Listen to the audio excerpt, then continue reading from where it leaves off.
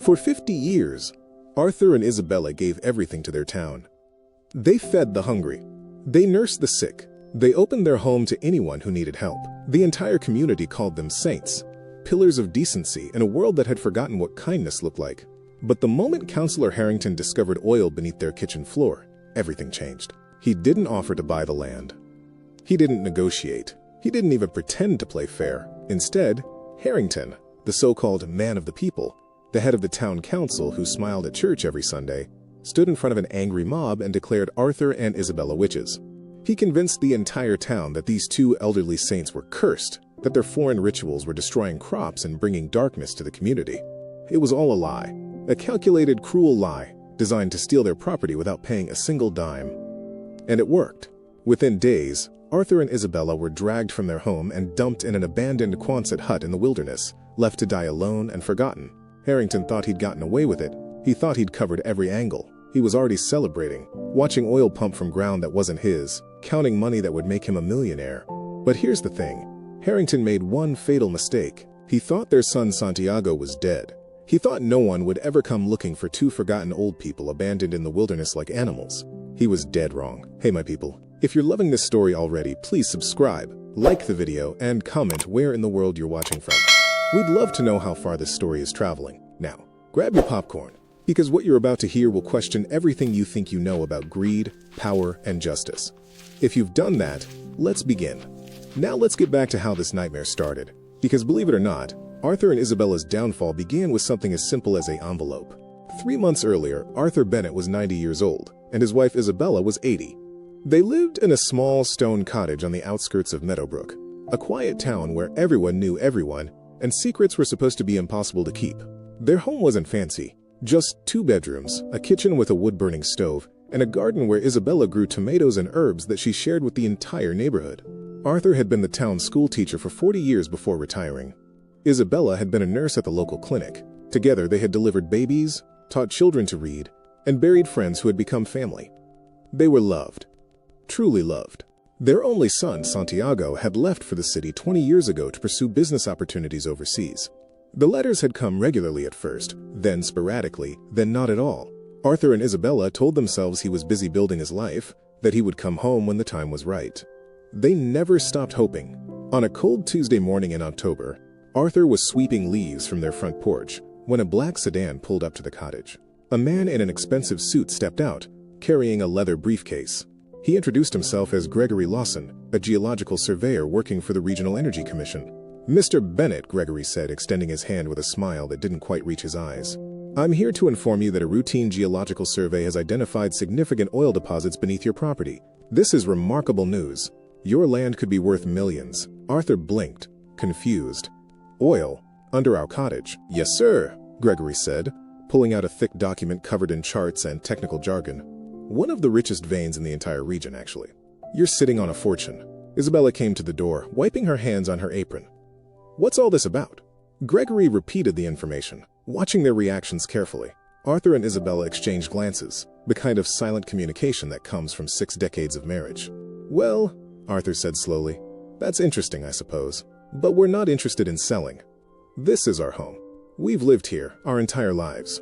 Gregory's smile tightened. "I understand, Mr. Bennett. But opportunities like this don't come often. The council will likely want to discuss options with you." "There's nothing to discuss," Isabella said firmly, her Italian accent still strong despite 50 years in England. "Our home is not for sale." Gregory nodded, but there was something cold in his expression now. "I'll pass that along. Have a good day." As the black sedan drove away, Arthur felt a strange knot forming in his stomach. Something about that conversation didn't sit right. "Do you think we should have asked more questions?" Isabella asked, watching the car disappear down the road. "I think," Arthur said quietly, "that man wasn't here to give us good news. He was here to see if we'd be easy to deal with." Arthur was right. That evening, Gregory Lawson walked into Counselor Harrington's private office and dropped the survey report on his desk. "They won't sell," Gregory said flatly. Counselor Richard Harrington leaned back in his leather chair, fingers steepled beneath his chin. At 52 years old, Harrington was the picture of respectable authority: silver hair, tailored suits, a voice that commanded attention in every town hall meeting. He'd been head of the town council for 15 years, and everyone believed he was a devoted public servant who lived modestly and cared deeply about Meadowbrook's future. The truth was far uglier. Harrington was drowning in debt. He'd made catastrophic investments in failed business ventures, gambled away his wife's inheritance, and borrowed money from people who didn't accept excuses. He was 6 months away from losing everything: his house, his reputation, his carefully constructed image of success. And now, sitting in front of him was a geological report that could save him. The oil beneath Arthur and Isabella's cottage was worth an estimated $30 million. If Harrington could somehow acquire that land and secure drilling rights, he could pay off his debts, live like a king, and never worry about money again. But there was a problem. Arthur and Isabella wouldn't sell. And even if they did, Harrington didn't have money to buy the property legally. He needed another way. "What do we know about them?" Harrington asked, picking up the report. Gregory shrugged. Elderly couple. Well-liked in the community. The husband was a schoolteacher, the wife was a nurse. They have one son who left decades ago. No one's heard from him in years. Most people assume he's dead, or just doesn't care about his parents anymore. Harrington's eyes narrowed. "What about the wife?" "Isabella. She's Italian, correct?" "Yes. Came here as a young woman after World War II." A slow, cruel smile spread across Harrington's face. "Foreign. Speaks with an accent. Probably still practices some of those old-world traditions." Gregory frowned. "So what?" "So," Harrington said, leaning forward, "this town is full of superstitious people. Farmers who blame bad weather on curses. Churchgoers who see the devil in anything they don't understand. If something terrible were to happen in Meadowbrook, something the people couldn't explain, and if someone were to suggest that Isabella's foreign rituals were responsible." Gregory's eyes widened. "You can't be serious." "I'm completely serious," Harrington said coldly. "Fear is the most powerful tool in politics. If I can make this town afraid of Arthur and Isabella, they'll demand action. They'll demand those two be removed. And once they're gone, their property becomes abandoned land. The council can seize it for the public good, and I can secure the drilling contract through my shell company." "That's insane," Gregory whispered. "They're good people. Everyone loves them." "Everyone loves them now," Harrington corrected. "But love turns to hate very quickly when people are afraid. You just have to give them a reason to be afraid." Gregory stood up, backing toward the door. "I want no part of this. You're already part of it," Harrington said sharply. "You brought me this report. You told me they wouldn't sell. You're in this, whether you like it or not. Now leave. I have work to do." As Gregory fled the office, Harrington pulled out a bottle of whiskey and poured himself a generous glass. He stared at the survey report, at the numbers that represented his salvation, and began planning the cruelest betrayal Meadowbrook had ever seen. Arthur and Isabella had no idea what was coming. That night they sat by their fireplace, holding hands, talking about Santiago and wondering if he ever thought about them anymore. "Do you think he's happy?" Isabella asked softly. "I hope so," Arthur said. "I hope he's built a good life for himself. I wish he would write," Isabella said, her voice breaking slightly. "Just to know he's alive. That's all I want." Arthur squeezed her hand. "He will. When he's ready, he'll come home." But Santiago wouldn't come home in time to stop what was about to happen. And by the time he finally learned the truth, his parents would be fighting for their lives in a rusted metal hut, abandoned by the town they had served for 50 years, victims of one man's greed and desperation. The storm was coming, and Counselor Harrington was about to unleash hell. Counselor Harrington didn't waste any time.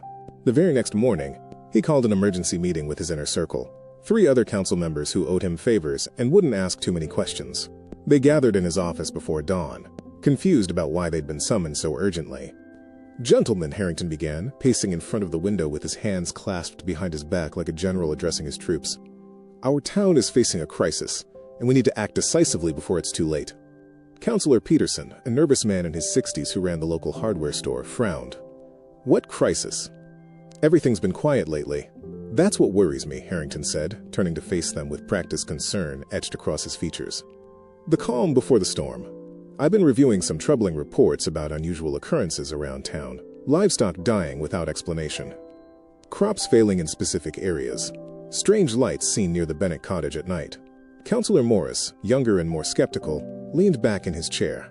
"The Bennett cottage? You mean Arthur and Isabella? Come on, Richard, those two are harmless. They've been helping this community for decades." "Have they?" Harrington asked, his voice dropping to a conspiratorial whisper. "Or have we been so blinded by their public acts of charity that we've missed what's really going on?" The third council member, old Thomas Wright, shifted uncomfortably. What exactly are you suggesting? Harrington moved to his desk and pulled out a folder he'd prepared the night before. It was filled with newspaper clippings about crop failures, veterinary reports about sick animals, and weather data showing unusual storm patterns, all completely unrelated events that Harrington had deliberately compiled to create a false narrative. I'm suggesting, Harrington said carefully, that we need to investigate whether Isabella Bennett's foreign practices might be having unintended consequences on our community. I'm not saying she's doing anything intentionally harmful, you understand, but we all know she still practices those old Italian traditions her grandmother taught her. What if some of those rituals are incompatible with our land? Our way of life? Peterson's eyes widened. You think she's cursing the town? I think we need to consider all possibilities, Harrington said smoothly. For the safety of Meadowbrook. Morris shook his head. This is ridiculous. You can't seriously believe. What I believe doesn't matter, Harrington interrupted sharply. What matters is what the people believe. And if farmers start connecting their failed harvests to Isabella's nighttime rituals, if parents start blaming their children's illnesses on foreign magic happening right here in Meadowbrook, we'll have a panic on our hands. Better to address this quietly and scientifically now before it becomes a mob situation. It was brilliant manipulation, and Harrington knew it. He wasn't claiming Isabella was a witch. That would sound insane coming from a council leader. Instead, he was positioning himself as the reasonable voice, trying to prevent superstition and fear from taking over. He was planting seeds of doubt while pretending to be the rational one. Wright rubbed his temples. So what do you propose we do? A formal investigation, Harrington said. Nothing dramatic. We simply ask Arthur and Isabella to temporarily relocate while we conduct environmental and cultural assessments of their property. A month, maybe 2.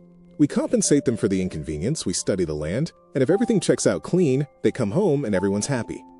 And if they refuse to leave? Morris asked. Harrington's expression hardened. Then we have to ask ourselves why 2 innocent people would refuse to cooperate with a simple investigation. What are they hiding? The meeting ended with reluctant agreement. The council would approach Arthur and Isabella with a voluntary relocation request within the week. Harrington had successfully planted the first seeds of suspicion, and now he just needed one more element to make his plan work. He needed a disaster. 3 days later, Meadowbrook got one. A massive storm rolled in from the north on Friday evening, the kind of weather event that happens maybe once every 20 years. The wind howled like a living thing, ripping shingles off roofs and snapping tree branches like toothpicks. Rain came down in sheets so thick you couldn't see 5 feet in front of your face. And then, just after midnight, lightning struck the old stone bridge that connected Meadowbrook to the neighboring county. The bridge had stood for over 100 years, but the lightning hit the exact weak point in the structure's foundation. With a sound like thunder, the entire center section collapsed into the river below, cutting off Meadowbrook's main supply route for food, medicine, and emergency services. By morning, the whole town was gathered at the riverbank, staring at the destroyed bridge in shock and fear. Farmers couldn't transport their goods to market. The pharmacy couldn't receive medication shipments. Families with relatives in the county hospital couldn't visit them. Meadowbrook was effectively isolated. And that's when Harrington made his move. He arrived at the bridge site in his official council vehicle, dressed in a somber black suit, his expression grave and troubled. People gathered around him immediately, desperate for leadership and answers. How could this happen? Someone shouted from the crowd. When will it be fixed? Another voice called out. Harrington raised his hands for silence. Please, everyone, I understand your fear and frustration. The engineering team estimates it will take 6 months and considerable funding to rebuild this bridge. But right now, we need to focus on why this happened. It was lightning, Morris said, standing nearby with his arms crossed. Bad weather, that's all. Was it? Harrington asked, looking out at the crowd. I want to believe that, Counselor Morris, I truly do. But I've been doing some research, and I've discovered something troubling. This storm, this specific lightning strike, it happened on the anniversary of an old Italian ritual called the Tempest Calling. It's an ancient practice meant to summon protective spirits. But if performed incorrectly, or by someone not properly trained, it can allegedly bring destruction instead.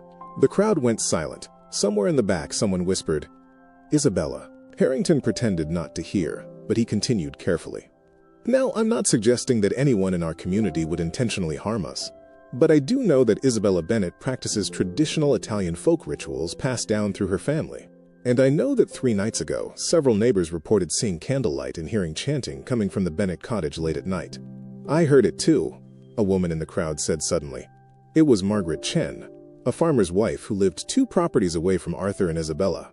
I thought it was just prayers, but it was in Italian. I couldn't understand what she was saying. Actually, Isabella had been reciting the rosary in her native language, something she did every night before bed. But in the context Harrington had created, it sounded sinister. "She's always been strange," another voice muttered. "Never really fit in. She made my daughter sick last year," someone else claimed. "Gave her some herbal tea that made her vomit for days." That was a complete lie. Isabella had given the girl chamomile tea for anxiety, and it had helped. But fear was spreading now, and truth didn't matter anymore. Morris stepped forward, his face red with anger. "This is insane. You're all talking about Isabella like she's some kind of monster. She delivered half your children. She sat with your dying parents. Have you all lost your minds?" "No one's lost anything except our bridge," Harrington said calmly, placing a sympathetic hand on Morris's shoulder. "And I agree with you. Isabella has done wonderful things for this community. But we have to face facts. Strange things happen around that cottage. The timing of this storm is suspicious, and we have a responsibility to investigate not just for our safety, but for Arthur and Isabella's safety too. If people start believing they're responsible for this disaster, we could have a vigilante situation on our hands." It was perfect manipulation. Harrington had positioned the investigation as protection for Arthur and Isabella, not persecution. He'd made himself the reasonable voice preventing mob violence, when in reality, he was creating the mob. "What do you suggest?" Wright asked quietly, and Harrington could hear the defeat in his voice. "I suggest we visit Arthur and Isabella today," Harrington said. "We explain the situation calmly and rationally. We ask them to temporarily relocate to a safe location while we investigate their property and conduct the cultural assessment we discussed. If they cooperate, this all blows over peacefully. And if they don't?" someone in the crowd shouted. Harrington's expression darkened. "Then we have to consider what that refusal means." The crowd murmured in agreement, and Harrington knew he had won. Fear had taken root, and now it would grow like poison through Meadowbrook until Arthur and Isabella had nowhere left to run.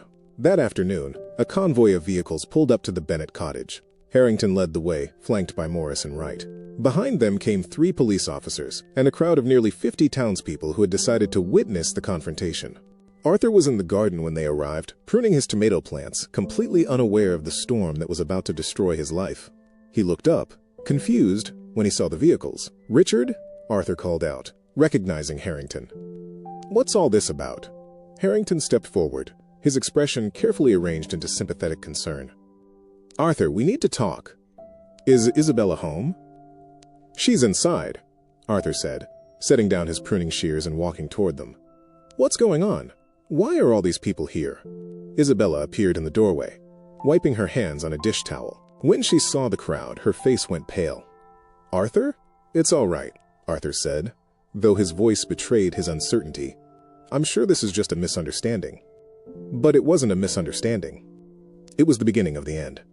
Harrington cleared his throat. "Arthur, Isabella, I'm here on behalf of the town council to inform you that your property is under investigation for environmental and cultural concerns. We're going to need you to vacate the premises temporarily while we conduct our assessment." Arthur's face went slack with shock. "Vacate? This is our home. We're not going anywhere." "I was afraid you'd say that," Harrington said. And now his voice had an edge to it. "Arthur, the bridge collapsed 3 nights ago. The entire town is cut off from essential services, and there's evidence suggesting that certain practices being conducted on your property may have contributed to the disaster." "What practices?" Isabella demanded, her Italian accent thickening with emotion. "What are you talking about?" "Your rituals," Harrington said bluntly. "The chanting, the candles, the old-world magic you practice in secret." Isabella's eyes widened with disbelief. "Magic? I pray the rosary. That's prayer, not magic." "It's witchcraft," someone in the crowd shouted, and suddenly the mob came alive. "She cursed the bridge. She's been poisoning our crops." "Foreign devil!" Arthur stepped in front of his wife protectively. "Stop this. You people know us. We've lived here for 50 years. And in 50 years, how much do we really know about what goes on behind closed doors?" Harrington asked, his voice rising above the noise. "Arthur, I don't want anyone to get hurt, but these people are angry, and they're scared.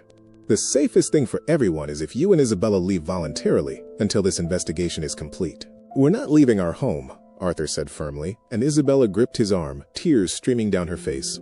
Harrington sighed dramatically and turned to the police officers. "Then I'm afraid I have no choice.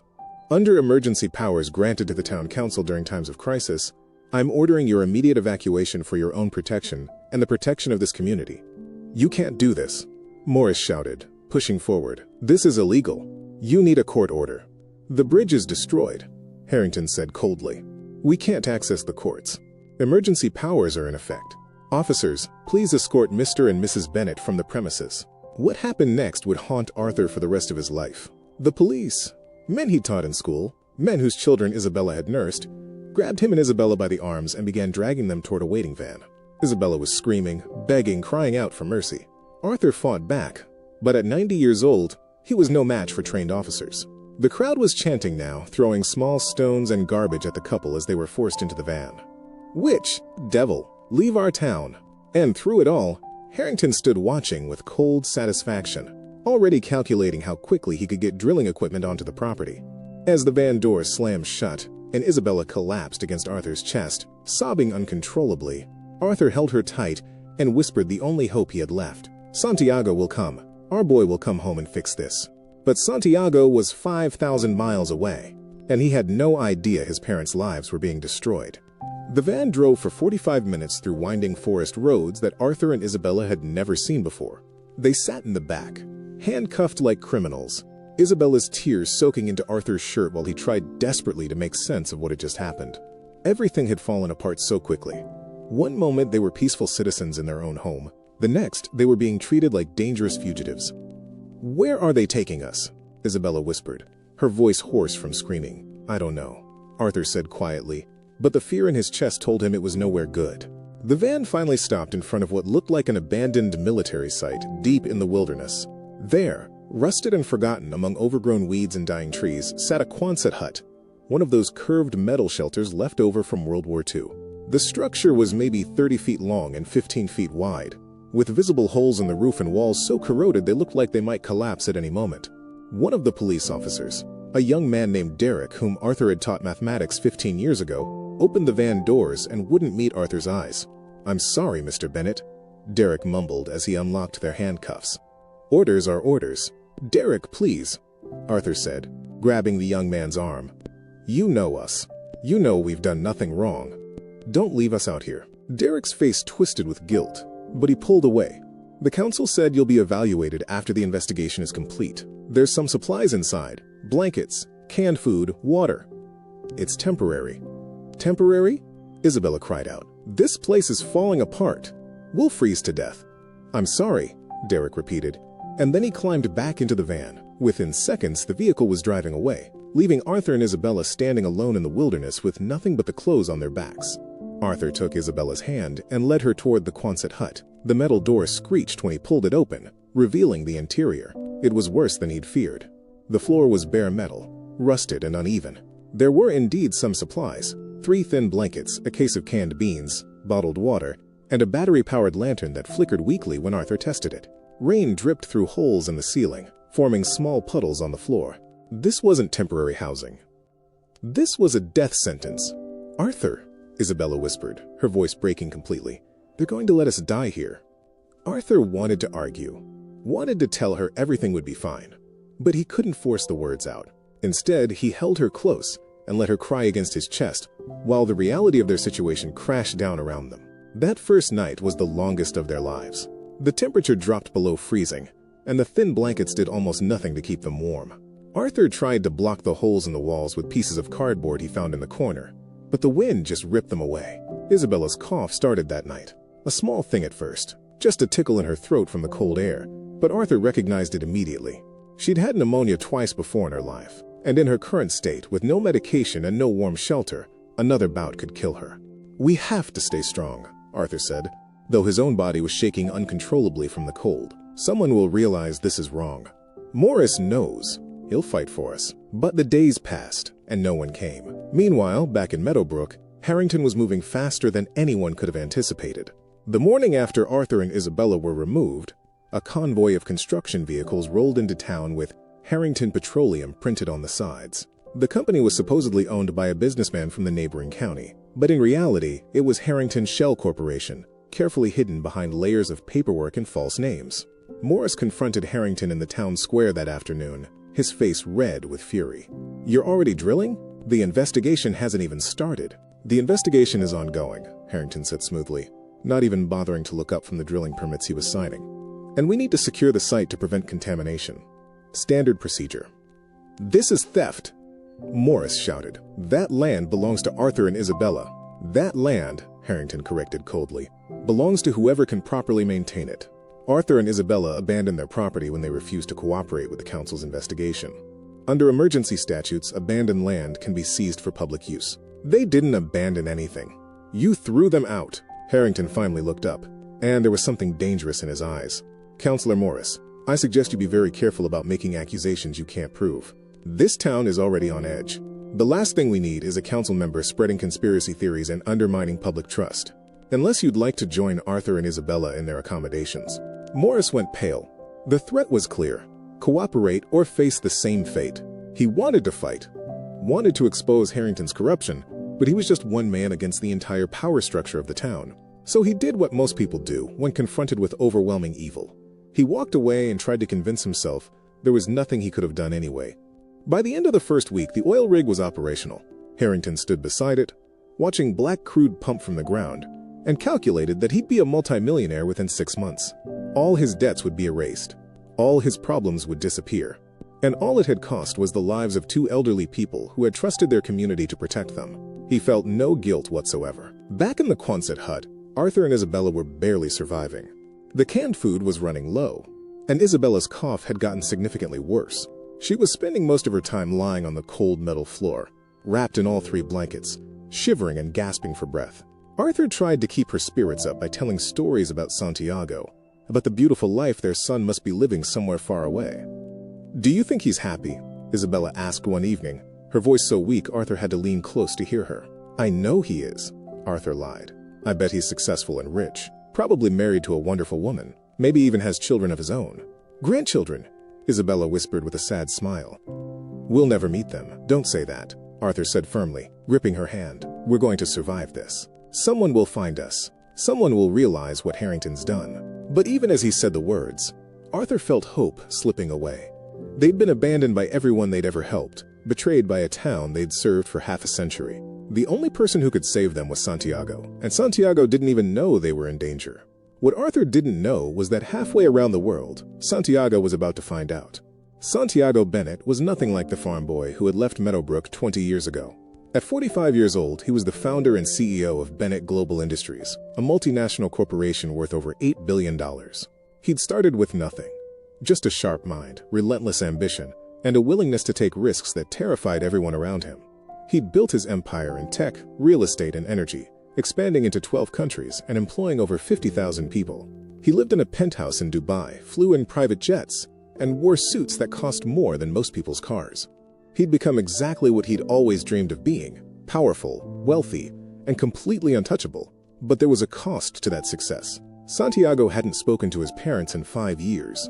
The calls had gotten less frequent as his business grew, the letters stopped coming, and eventually, the silence became normal. He told himself they understood, that they were proud of him, that he'd visit when things calmed down. Except things never calmed down in the business world. There was always another deal, another crisis, another opportunity that demanded his attention. On a Wednesday afternoon, Santiago was in a board meeting discussing a potential acquisition when his assistant, Miranda, interrupted with an urgent message. That alone was unusual. Miranda knew never to disturb him during meetings unless it was truly critical. Sir, I'm sorry, Miranda said quietly, handing him a tablet. But you need to see this immediately. Santiago glanced at the screen and saw an email from someone named Morris Wright with the subject line, Your parents are in danger. His heart stopped. He excused himself from the meeting and read the email in his private office, and with every word, his blood turned colder. Morris explained everything: the oil discovery, Harrington's scheme, the false accusations, the forced exile. He included photos taken secretly of the Quonset hut where Arthur and Isabella were being held, and when Santiago saw those images, saw his elderly parents huddled together in that rusted metal prison, something broke inside him. How long? Santiago asked Miranda, his voice shaking with rage. How long what, sir? How long have they been there? Miranda checked the email metadata. The message was sent 2 weeks ago, but it was filtered into your spam folder because the sender wasn't in your contact list. I just found it during a routine security check. 2 weeks. His parents had been suffering in that hellhole for 2 weeks while he sat in luxury, completely oblivious. Santiago stood up and walked to the window, looking out at the Dubai skyline. His reflection stared back at him. Expensive suit, Rolex watch, perfectly styled hair. He looked like success personified. But right now, he felt like the worst son who had ever lived. "Cancel everything," Santiago said quietly. "Sir? Cancel every meeting, every call, every commitment for the next month. I don't care if it costs us millions. Get the jet ready. We're flying to England immediately." "Of course," Miranda said. "Should I arrange a hotel?" "No," Santiago said. And now his voice was pure steel. "Arrange a legal team, the best lawyers we have, and contact every media outlet in the region. I want cameras ready when we arrive." Miranda's eyes widened. "Sir, what are you planning?" Santiago turned to face her, and the expression on his face was terrifying in its cold fury. "I'm going home, and I'm going to destroy the man who hurt my parents." Within 6 hours, Santiago's private jet was in the air. He sat alone in the cabin, staring at the photos Morris had sent, and made a series of phone calls that set the wheels of destruction in motion. He contacted investigators, lawyers, and journalists. He authorized unlimited funding for whatever resources were needed. And he made one call to a private security firm that specialized in what they politely called aggressive asset recovery. "I need you to locate 2 elderly individuals being held against their will," Santiago told the security chief. "Find them, secure them, and keep them safe until I arrive. Cost is not a factor." "Understood, sir. Do you want us to be discreet?" Santiago thought about Harrington, about the counselor who had thrown 90-year-old Arthur and 80-year-old Isabella into the wilderness to die alone and forgotten. He thought about the town that had turned on them, the people who had thrown stones and screamed accusations at 2 saints who had given their entire lives to helping others. "No," Santiago said coldly. "I want everyone to know exactly what's happening. I want them to understand that there are consequences for cruelty." The security chief chuckled darkly. "This is going to be expensive." "Good," Santiago said. "I want it to hurt, not just financially. I want it to hurt everywhere. Harrington thought my parents were alone in the world. He thought no one would come for them. I'm about to teach him what a fatal mistake looks like." As the jet soared through the night sky toward England, Santiago stared out the window at the darkness below and made a promise to himself and to his parents. He was coming home, and when he was finished, Counselor Harrington would wish he'd never heard the name Bennett. Santiago's jet touched down at a private airfield just outside Meadowbrook at 4 in the morning. He hadn't slept during the entire 14-hour flight, too consumed with rage and guilt to even close his eyes. The moment the wheels hit the tarmac, he was already unbuckling his seatbelt, already moving toward the door with the kind of focused intensity that had built his empire. A convoy of 3 black SUVs was waiting on the runway, along with Marcus Chen, the head of the security team Santiago had hired. Marcus was ex-military, 6'4" of solid muscle and tactical expertise, and he approached Santiago with a tablet in hand. "Mr. Bennett," Marcus said, his voice professional and calm. "We've located your parents. They're alive, but their condition is concerning. The woman, your mother, appears to be ill. We've had a medical team on standby, monitoring from a distance, and they recommend immediate hospitalization." Santiago felt his chest tighten. "How bad?" "Pneumonia, most likely. Maybe worse. She needs real medical care now, not tomorrow." "Then let's go get them," Santiago said, climbing into the lead vehicle. "Right now." "Sir, there's a complication," Marcus said carefully. "The local police have been making regular patrols past the site. If we go in aggressively, we could have a confrontation." Santiago's expression hardened. "I don't care if the entire police force shows up. Those are my parents in that metal prison, and I'm bringing them home today. If anyone tries to stop us, you have my authorization to do whatever's necessary to protect them. Am I clear?" Marcus nodded slowly. "Crystal clear, sir." The convoy raced through the pre-dawn darkness toward the coordinates Morris had provided. Santiago sat in the back seat, gripping his phone so tightly his knuckles turned white, staring at the photos of his parents over and over again. Every time he looked at Isabella's frail body wrapped in those pathetic blankets, every time he saw Arthur's defeated posture, the rage inside him burned hotter. 20 years. He'd been gone for 20 years, building his fortune and his reputation while his parents grew old without him. He'd missed birthdays and holidays and ordinary Tuesday afternoons that could have been spent talking over tea. He'd chosen business over family again and again, telling himself there would always be time later. And now later had almost been too late. "How much farther?" Santiago asked, his voice tight. 5 minutes, the driver responded. Those 5 minutes felt like hours.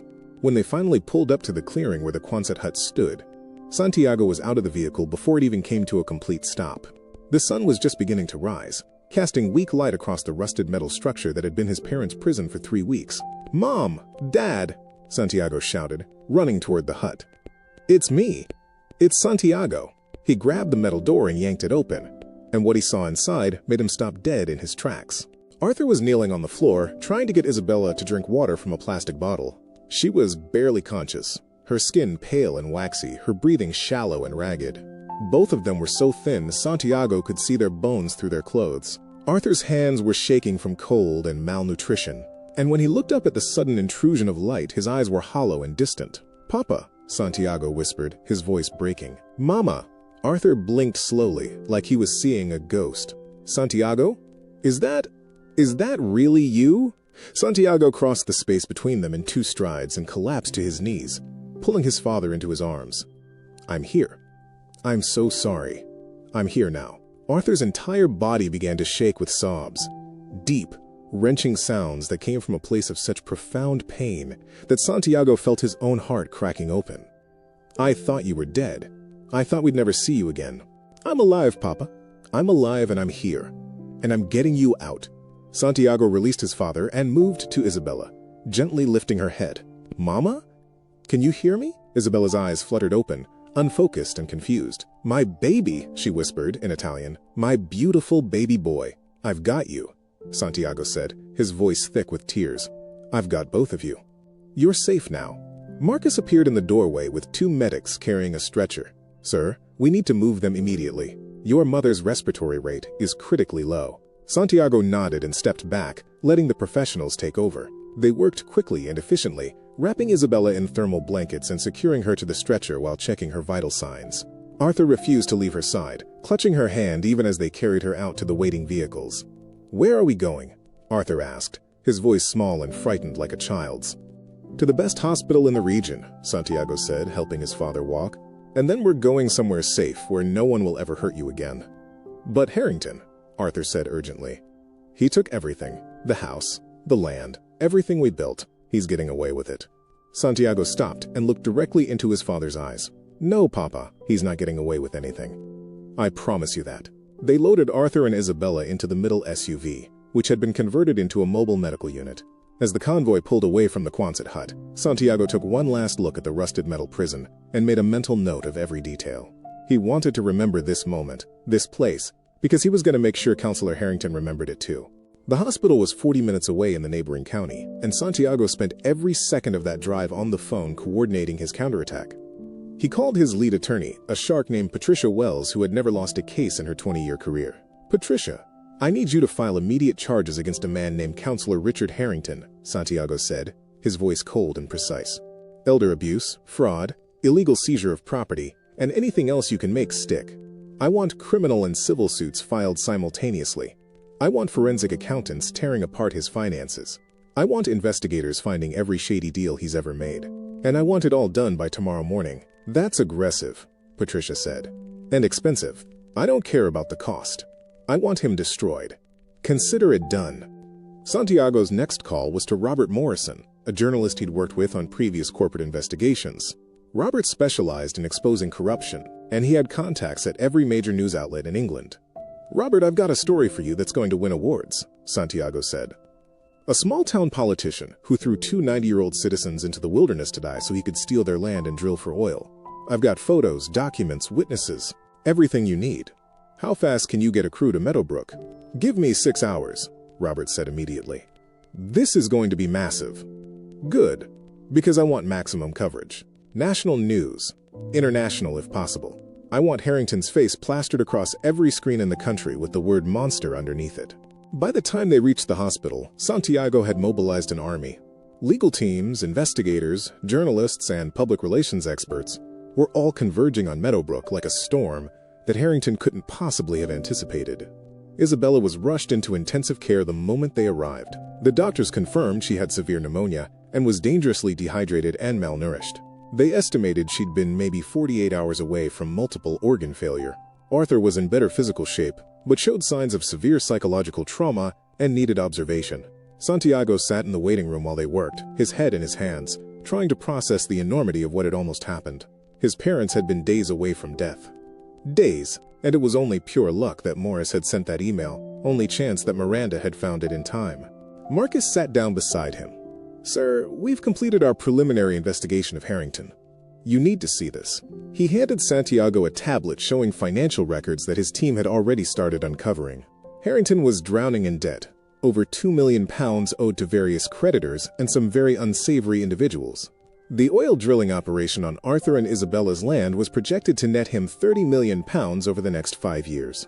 He needed them gone, Santiago said quietly, staring at the numbers. This wasn't just greed. He was desperate. Desperate men do terrible things, Marcus agreed. But here's the interesting part. He's been making regular payments to 3 of the other council members. We think they're accomplices. Santiago's jaw tightened. Then they all go down together. I want every person who participated in this prosecuted to the fullest extent of the law. There's one more thing, Marcus said carefully. We've identified the police officers who transported your parents to the hut. One of them, Derek Mason, has been trying to quit the force for 2 weeks. Says he can't live with what he did. He might be willing to testify. Make contact with him, Santiago said immediately. Offer him immunity in exchange for full cooperation. I want his testimony on record. A doctor emerged from the intensive care unit, and Santiago jumped to his feet. How are they? Your mother is stable but critical, the doctor said. The next 24 hours will be crucial. Your father is being treated for malnutrition and hypothermia, but he should make a full recovery with proper care and rest. Can I see them? Your father, yes. Your mother needs to rest, but you can visit briefly. Santiago followed the doctor down the hallway to Isabella's room. She looked so small on the hospital bed, hooked up to IV lines and oxygen, monitors beeping softly beside her. But her color was already better than it had been in the hut, and her breathing was steadier. Santiago pulled a chair close and took her hand gently. Mama, I'm so sorry.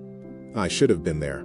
I should have called more, visited more. I got so caught up in building my empire that I forgot what actually mattered. Isabella's eyes fluttered open. She looked at him with the same loving expression she'd had when he was a child, before he'd left home to chase his dreams. My beautiful boy, she whispered in Italian. Always so serious. Always carrying the world on your shoulders. I failed you, Santiago said, tears streaming down his face. Both of you. No, Isabella said firmly, squeezing his hand with what little strength she had. You became everything we hoped you would be. Successful. Strong. Good. Don't you dare feel guilty for living your life. But if I had just called, then maybe you would have known sooner. Or maybe Harrington would have moved faster to silence us permanently, Isabella said. What matters is you're here now. And I know you, Santiago. I know that look in your eyes. You're going to make this right. I'm going to make him pay, Santiago said quietly. For every second you suffered. For every tear Papa cried. For every moment you thought you'd been forgotten. I'm going to take everything from him the way he tried to take everything from you. Isabella smiled weakly. That's my boy. But promise me something. Don't let this turn you cruel. Harrington is cruel, and look where it got him. You be better than that. I'll try, Mama. Good. Now go check on your father. He's been so strong through all of this, but he needs you. Santiago kissed his mother's forehead and went to find Arthur, who was in a room down the hall, sitting up in bed and staring out the window at the sunrise. When he saw Santiago, his face crumpled with emotion. I thought I'd failed you, Arthur said quietly. I thought I'd raised a son who forgot where he came from. Santiago sat on the edge of the bed. You raised a son who got lost. But I'm finding my way back, Papa, and I'm never letting you down again. They sat in silence for a while, just being together, and for the first time in 20 years, Santiago felt like he was finally home. But the peace couldn't last. Outside the hospital, the first news vans were already arriving in Meadowbrook. Robert had worked fast, and by noon, the story was breaking on national television. Cameras were set up outside Harrington's office. Reporters were interviewing townspeople, and someone had leaked photos of the Quonset hut to social media where they were going viral. Councillor Harrington was in his office, celebrating what he thought was another successful day of oil extraction, when his secretary burst in looking terrified. Sir, there are reporters outside. Lots of them. And they're asking about Arthur and Isabella Bennett. Harrington's blood went cold. What? And there's a man here to see you. He says his name is Santiago Bennett, and he's not leaving until you speak with him. Harrington stood up slowly, his mind racing. Santiago Bennett. The son who was supposed to be dead, or at least absent and uncaring. Send him in, Harrington said, his voice barely steady. The door opened, and Santiago walked in, flanked by 2 security guards and Patricia Wells, his attorney. He was dressed in a 3-piece suit that probably cost more than Harrington's car, and his expression was absolutely glacial. "Counselor Harrington," Santiago said quietly, "we need to talk about what you did to my parents." And in that moment, Harrington realized his entire world was about to collapse. Harrington tried to maintain his composure, but Santiago could see the fear flickering behind his eyes. The counselor gestured to the chairs across from his desk, attempting to project authority he no longer possessed. "Mr. Bennett, I presume," Harrington said, his voice tight. "I'm afraid there's been a terrible misunderstanding." "Sit down and shut up," Santiago interrupted, his voice so cold it could freeze blood. "You don't get to speak yet. Right now, you're going to listen to exactly what's about to happen to you." Harrington's face went pale, but he remained standing, trying to salvage some dignity. Patricia Wells stepped forward and dropped a stack of legal documents on his desk with a satisfying thud. "Those are the civil suits," she said matter-of-factly. "Elder abuse, fraud, illegal seizure of property, emotional distress, and about 15 other charges. The criminal complaints have already been filed with the district attorney. We've also frozen all assets connected to Harrington Petroleum, pending investigation of how you acquired the drilling rights." "You can't do this," Harrington said, but his voice was shaking now. "I followed proper legal procedures." "The council voted." "The council you bribed," Santiago said, pulling out his phone and showing Harrington the financial records Marcus had uncovered. "We have bank statements showing regular payments to Peterson, Wright, and Collins. We have emails. We have recorded conversations. And we have Derek Mason, the police officer who transported my parents to that metal prison you call temporary housing. He's willing to testify about everything." Harrington sank into his chair, the color draining from his face completely. "This is insane. Your parents were dangerous. The town believed. The town believed what you told them to believe," Santiago said, leaning forward with his hands on the desk. "You manufactured a crisis. You exploited superstition and fear. You convinced good people that 2 elderly saints were evil so you could steal land you couldn't afford to buy. And you almost killed them doing it. I never intended for anyone to die," Harrington whispered. "Oh, so that makes it better?" Santiago's voice rose for the first time, fury breaking through his icy control. "You threw a 90-year-old man and his 80-year-old wife into an abandoned hut with holes in the roof in the middle of winter, and you never intended for them to die? What exactly did you think would happen, counselor?" Harrington opened his mouth, then closed it again, realizing there was no answer that would save him. Santiago straightened up, adjusting his cufflinks with deliberate calm. "Here's what happens next. In approximately 30 minutes, the police will arrive with a warrant for your arrest. You'll be charged criminally and face trial for what you've done. Your assets are frozen, your company is dissolved, and every corrupt official you bribed is going down with you. By tomorrow morning, your face will be on every news channel in England with the story of how you tortured 2 innocent people for money." "Please," Harrington said, and now he was begging. "I have a family. I made mistakes, yes, but I can fix this. I can return the land, compensate your parents." "Compensate them?" Santiago's laugh was sharp and humorless. "You think money fixes what you did? My mother is in intensive care fighting for her life. My father has trauma that will haunt him for whatever time he has left. You stole 3 weeks of their lives and almost stole the rest. There is no compensation for that." Patricia stepped forward again. "However, Mr. Bennett is willing to offer you one option that might reduce your sentence." Harrington looked up desperately. "Anything, please." "A full public confession," Patricia said. "You go on camera, you admit everything you did and why you did it, you name every person who helped you, and you apologize to Arthur and Isabella Bennett in front of the entire nation. Do that, and we'll recommend a slightly reduced sentence. Refuse, and we'll make sure you get the maximum penalty for every single charge." "That would destroy my reputation," Harrington said weakly. "Your reputation is already destroyed," Santiago said. "The question is whether you spend 20 years in prison or 30. Choose wisely." Harrington sat there in silence, the weight of his choices crushing down on him. Finally, he nodded slowly. "I'll do the confession." "Good," Santiago said, turning toward the door. "The press conference is in 2 hours. Don't be late. And counselor, if you run, I will find you. I have resources you can't even imagine, and I will hunt you to the ends of the earth. Understand?" Harrington just nodded, broken and defeated. Santiago walked out of the office and into the bright afternoon sunlight where a crowd of reporters was waiting. Cameras flashed as he approached the microphones, and he could feel the entire town watching from windows and doorways, finally seeing the consequences of their collective cruelty. "My name is Santiago Bennett," he said, his voice steady and clear. 3 weeks ago, my parents, Arthur and Isabella Bennett, were falsely accused of witchcraft by Counselor Harrington and forcibly removed from their home. They were taken to an abandoned military hut and left to die so that Harrington could steal their land and drill for oil. My mother is currently in intensive care. My father is traumatized beyond measure. And the only reason they're alive is because one decent man in this town had the courage to contact me. The crowd erupted with questions, but Santiago held up his hand for silence. I'm not here for questions. I'm here to make a statement. What happened to my parents is a disgrace. But it's not just Harrington's disgrace. It's this entire town's disgrace. Every person who threw stones at two elderly people they'd known for 50 years. Every neighbor who believed lies instead of asking questions. Every council member who looked the other way while injustice happened. You are all complicit. The crowd shifted uncomfortably, and Santiago could see shame on many faces. But here's the thing, Santiago continued. My parents taught me that redemption is possible, that people can be better than their worst moments. So I'm giving this town a choice. You can continue down the path of fear and corruption, or you can rebuild. You can remember who Arthur and Isabella were before Harrington poisoned your minds. You can be the community they believed in. He paused, letting his words sink in. Councillor Harrington will face justice. The others involved will face justice. The land will be returned to my family, and I'm going to invest £10 million into rebuilding Meadowbrook. New bridge, new infrastructure, new opportunities. Not because you deserve it, but because my parents would want me to. They spent 50 years building this community up. I'm not going to let one evil man's greed tear it down completely. A woman in the crowd stepped forward hesitantly.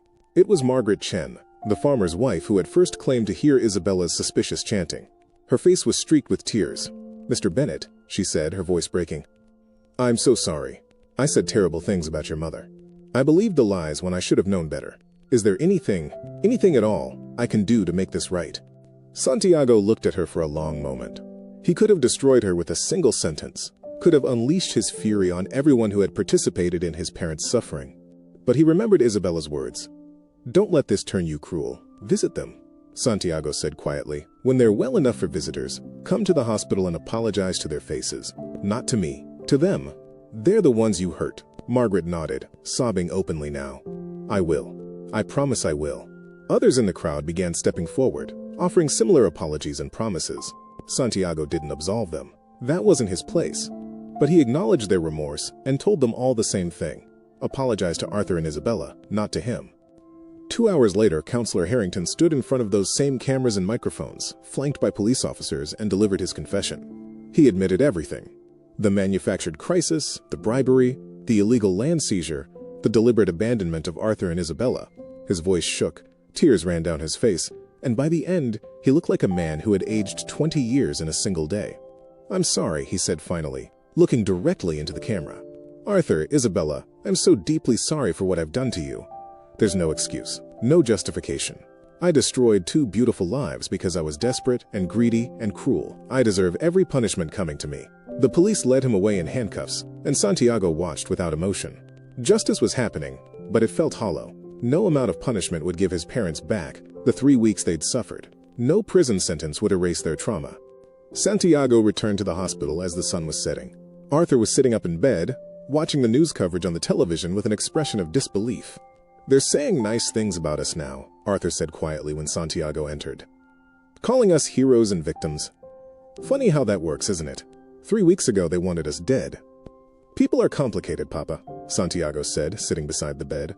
Capable of great good and terrible evil, sometimes in the same day. Your mother always said that, Arthur murmured. She always saw the best in people, even when they didn't deserve it. How is she? Better. The doctors say she's responding well to treatment. She'll recover, thank God. Arthur turned to look at Santiago, his eyes filled with emotion. You came home. After all these years, you came home when we needed you most. I should have come home sooner, Santiago said. I should have called more, visited more. I let success become more important than family. You were living your life, Arthur said gently. That's what we raised you to do. We were proud of you, Santiago. We are proud of you. Even though I abandoned you, you didn't abandon us. You grew up and built something remarkable. And when we needed you, you moved heaven and earth to save us. Arthur reached out and gripped Santiago's hand. That's not abandonment, son. That's love. They sat together in comfortable silence until a nurse came in to check Arthur's vitals. As she worked, Arthur asked, "What happens now?" "To us, I mean. The house is gone. Our life in Meadowbrook is gone." Santiago had been thinking about this question since the moment he'd found them in the Quonset hut. I want you to come live with me. I have properties all over the world. Dubai, London, New York, Singapore. You can choose anywhere you want. And I'll make sure you have everything you need. The best medical care, the most comfortable home, whatever makes you happy. Arthur smiled sadly. That's generous, son. But your mother and I, we're simple people. We don't need palaces and luxury. We just need peace. Then I'll buy you a cottage, Santiago said immediately. Somewhere quiet and beautiful, far from Meadowbrook and all its painful memories. Somewhere you can garden and rest and heal. That sounds perfect, Arthur said. But Santiago, promise me something. Anything. Don't let what Harrington did turn you into him. Don't let anger and revenge become who you are. Your mother was right earlier. Be better than the cruelty that was shown to us. Santiago thought about the 10 million pounds he'd promised Meadowbrook, about the jobs and opportunities he was creating for people who had thrown stones at his parents. Part of him resented every penny spent on them, but another part, the part that Arthur and Isabella had raised, knew it was the right thing to do. I'll try, Papa, Santiago said. I can't promise I'll forgive Harrington, but I promise I won't become him. That's all I ask. 3 days later, Isabella was strong enough to leave intensive care. Santiago had arranged for a private medical transport to take both his parents to a beautiful cottage in the Lake District. Remote, peaceful, surrounded by nature but close enough to excellent hospitals. The property had a garden where Isabella could grow her herbs and vegetables, a study where Arthur could read by the fireplace, and round-the-clock nursing staff disguised as friendly neighbors. On the day they left the hospital, Marcus approached Santiago with a final report. Harrington's been formally charged with 14 counts, Marcus said. The other council members are cooperating in exchange for reduced sentences. Derek Mason's testimony was devastating. He described in detail how they deliberately chose the worst possible location to abandon your parents. The prosecution is confident of conviction. Good, Santiago said. What about the land? Transferred back to your family as of this morning. The oil rig has been shut down, and Harrington Petroleum is dissolved. The creditors Harrington owed money to are fighting over the scraps, but there's nothing left. And the town? The construction on the new bridge starts next week. You're already being called a savior in the local press. Marcus paused. Sir, if you don't mind me asking, why are you helping them? After what they did? Santiago watched his parents through the hospital room window. Isabella was laughing at something Arthur had said, her color returning, her spirit unbroken despite everything. Arthur was holding her hand, looking at her the way he probably had for 60 years, with complete devotion and love. Because my parents taught me that grace isn't about what people deserve, Santiago said quietly. It's about who you choose to be when you have the power to destroy someone. Harrington chose destruction. I'm choosing something different. That's admirably noble, sir. It's not noble, Santiago corrected. It's self-preservation. If I let hate consume me, then Harrington wins, even from prison. He doesn't get that satisfaction. The drive to the Lake District took 4 hours. Santiago sat with his parents in the back of the luxury medical transport, watching the countryside roll by, and for the first time in 20 years, he wasn't thinking about business deals or profit margins or expansion strategies. He was just thinking about being a son. When they arrived at the cottage, Isabella gasped with delight. It was everything she'd dreamed of. Stone walls covered in climbing roses, a garden ready for planting, views of mountains and lakes that seemed to stretch forever. It's beautiful, she whispered, tears streaming down her face. Santiago, this is too much. It's not enough, Santiago said firmly. It will never be enough to make up for what you went through. But it's a start.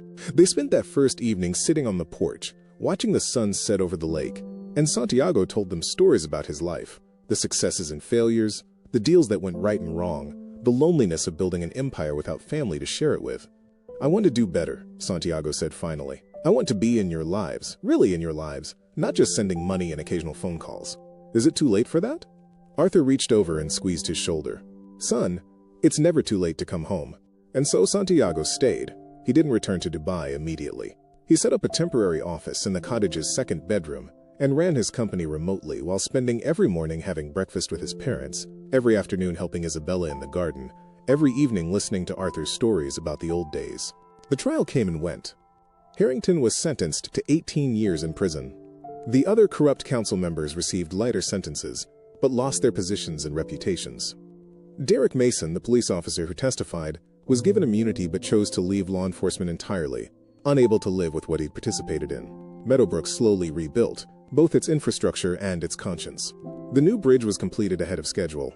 New businesses opened with funding from Santiago's investment. And gradually, one by one, townspeople made the journey to the Lake District to apologize to Arthur and Isabella in person. Some apologies were genuine and heartfelt. Others felt hollow and self-serving. But Arthur and Isabella received them all with grace, because that was who they were. People who understood that forgiveness wasn't about the person being forgiven. It was about freeing yourself from the weight of anger. 6 months after the rescue, on a warm summer evening, the three of them sat on the porch watching fireflies dance across the garden. Isabella had fully recovered, her strength returned, her spirit undiminished. Arthur looked 10 years younger, the trauma fading slowly but surely. "I've been thinking," Santiago said carefully, "about expanding the Bennett Foundation. We could focus on protecting vulnerable elderly people, funding legal aid for those who can't afford it, maybe even creating oversight committees to prevent corruption in small-town governments." Isabella smiled. "Turning your pain into purpose. That's very wise. I learned it from you," Santiago said. "Both of you. You spent 50 years helping people, and when those same people turned on you, you didn't become bitter. You remained who you've always been. Kind, generous, forgiving." "We had help remembering who we are," Arthur said, looking at his son with pride. "A rather successful billionaire came home and reminded us that love is stronger than hate, that family matters more than profit, and that redemption is always possible." Santiago felt tears prick his eyes. "I'm not going to disappear again. I promise you that. Dubai can manage without me. My company can survive, with me being hands-off. But you two, you're irreplaceable." "Good," Isabella said firmly. "Because now that we have you back, we're not letting you go." They sat together as night fell completely. 3 generations of a family that had been broken and rebuilt, scarred but healing, and stronger than ever before. In a prison cell 300 miles away, Counselor Harrington lay on his bunk, staring at the ceiling, and thought about the choices that had brought him here. He had wanted wealth and power. He had gotten 18 years of confinement, and a name that would forever be synonymous with cruelty. Meanwhile, Arthur and Isabella, the people he had tried to destroy, were sitting on a porch in paradise, surrounded by love, watching fireflies, and planning their future. Justice had been served, but more importantly, grace had won. And in the end, that was the only victory that truly mattered. But the story wasn't over yet. Because tomorrow morning, Santiago was going to receive a phone call that would change everything again. A call from a lawyer representing a group of elderly people in another town, facing similar corruption, desperately needing someone who understood what they were going through. Santiago would take that call. He would help those people, and he would help the next ones, and the next ones after that. Because Harrington had been wrong about one thing. Arthur and Isabella's son wasn't dead. He was very much alive, and he was just getting started.